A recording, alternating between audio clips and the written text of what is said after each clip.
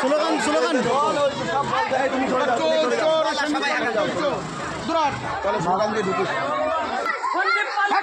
সঞ্জীব পালের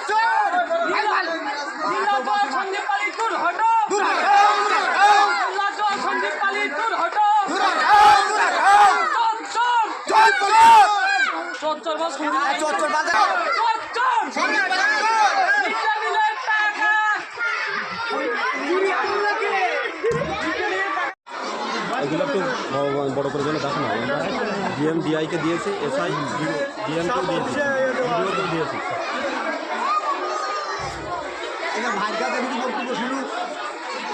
কি সমস্যা স্কুলের শৌচাগারের অবস্থা খুবই খারাপ। হ্যাঁ আর বাচ্চাদের কাছ থেকে পরীক্ষার ফিস নেন, হ্যাঁ আর ফিস দেওয়ার জন্য টাকা নেন। হ্যাঁ টেবিলের অবস্থা খিচুড়ি পরিবেশ হলো, ডালের পরিবেশটা হলুদ দেন, হ্যাঁ তারপর বিদ্যুৎ বিলের টাকা নেন, পর্যাপ্ত ফ্যান নেই। স্কুলের পরিবেশ খুবই জঘন্য, হ্যাঁ বাথরুমের পরিবেশ খুবই জঘন্য।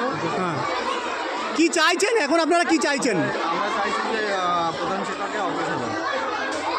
আর আপনারা শিক্ষা দপ্তরে স্কুল শিক্ষা দপ্তরে কি অভিযোগ জানিয়েছেন আমরা এসআই ডিআই ডিএম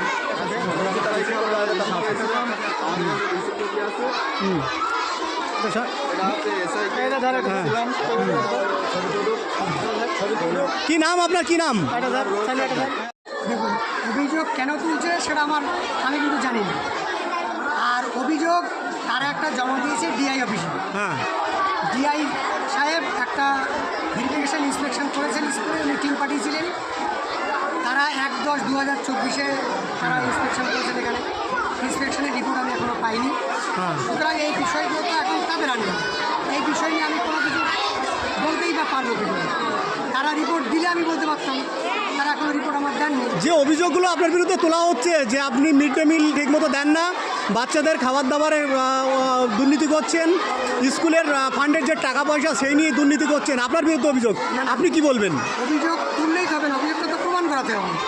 তার জন্য তো গ্রামের কিছু ব্যক্তি বা কিছু গার্জিয়ান সেটা তো ডিআই অফিসে কমপ্লেন করেছে। আমি তো বারবার বলছি ডিআই থেকে তো ভেরিফিকেশান হয়েছে, ডিআই থেকে ইনকোয়ারি হয়েছে। এবার তিনি বুঝবেন, তিনি বলবেন যে আমি কি করেছি। আপনি কি বলতে বলছেন না, আমি এই বিষয়ে কি বলবো, এই বিষয়ে আমি তো বলবো আমি কিছুই জানি না, এসব কিছু করিনি। আপনার নাম আমার নাম সন্দীপ। আপনি কি এই স্কুলের প্রধান শিক্ষক? এটা কি বলছে? দেখুন, আমি তো বললাম যে বিষয়ে আপনি অভিযোগ করুন না কেন। হ্যাঁ অভিযোগ জমা করেছে এক জায়গায়, হ্যাঁ এবং অভিযোগের ইনকোয়ারি তো হয়েছে। হ্যাঁ ইনকোয়ারি রিপোর্ট না আসা পর্যন্ত এই বিষয়ে তো আমি আর কিছু বলতে পারবো না। এটারে বহুদিন ধরেই দুর্নীতি হচ্ছে, এটা যেটা বলছে। এটা ভিত্তিহীন অভিযোগটা তো প্রমাণ করতে হবে। তার জন্য তো ওনারা করে গিয়েছেন, সাহেবের কাছে গিয়েছেন। যেটা অভিযোগ করা হচ্ছে, আরও অভিযোগ করা হচ্ছে যে স্কুল ফান্ডের যে পয়সা কড়ি আসে সেগুলো আপনি তছরূপ করেন, কোনো কাজ করেন না। আমি কাজ করেছি কিনা সেটা আমার খাতা বলবে, আমার অফিসের সমস্ত রিপোর্ট জমা আছে, অফিস বলবে। এটা এখানকার অভিভাবকদের একটা অভিযোগ ছিল, সে একটা নয়, এখানে মিড ডে মিল থেকে স্টার্ট করে স্কুলের ইনফ্রাস্ট্রাকচারগত স্টার্ট করে স্কুলের হিসাবপত্র নিয়ে অভিভাবকদের একটা দীর্ঘ অভিযোগ ছিল। এই অভিযোগের ভিত্তিতে ডিস্ট্রিক্ট স্তরে 3 জন উচ্চ পর্যায়ের আধিকারিককে নিয়ে একটা এনকোয়ারি কমিটি হয়। সেই এনকোয়ারি কমিটি স্কুলে এসে এনকোয়ারি করে ডিস্ট্রিক্ট স্তরে তার এনকোয়ারি রিপোর্ট সাবমিট করে। সেই ডিস্ট্রিক্ট স্তরের যেটা রিপোর্ট সেইটা এখনও আমাদের কাছে আজকে পৌঁছায়নি। ইন দ্য মিন টাইম আজকে এখানকার লোকজন স্কুলের মাস্টারমশাইদেরকে আটকে রাখে। এই খবর শুনে ওসি সাহেব এবং আমি তৎক্ষণাৎ স্কুলে আসি, অভিভাবকদের সাথে কথা বলি। এখানে মিড ডে মিল নিয়ে একটা সমস্যা আছে।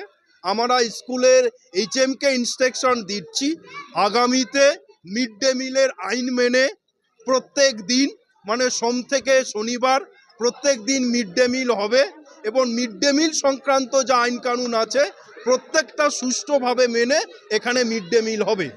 এছাড়া স্কুল থেকে একটা সময় ছাত্রছাত্রীদের কাছ থেকে অনেক রকম ফিজ নিত, অ্যাডমিশন ফি এবং অন্যান্য ফিজ নিত, সেই ফিগুলো যাতে আর নেওয়া না হয় সেটা আমরা যেমন ইনস্ট্রাকশন দিলাম এবং এলাকার লোককে বললাম যে পশ্চিমবঙ্গ সরকারের উদ্যোগে প্রাইমারি শিক্ষা সম্পূর্ণরূপে বিনামূল্যে, প্রাইমারি শিক্ষার জন্য কাউকে কোথাও 1 টাকাও দিতে হয় না, সমস্তটা পশ্চিমবঙ্গ সরকার দেয়। এই নিয়ে কোনো অভিভাবকের যদি কোনো ফার্দার কমপ্লেন থাকে তারা ইনফর্ম করলে আমরা তার অ্যাকশন নেব। আরেকটা অভিযোগ উঠে এসেছে, বলবেন এত বছর ধরে শনিবারে বন্ধ ছিল। আমরা এটা শুনলাম এবং এটা খুব গুরুত্বের সাথে আমরা দেখছি। অ্যাজ পার মিড ডে মিলের যা এসওপি আছে তাতে প্রত্যেক দিন মিড ডে মিল হওয়ার কথা।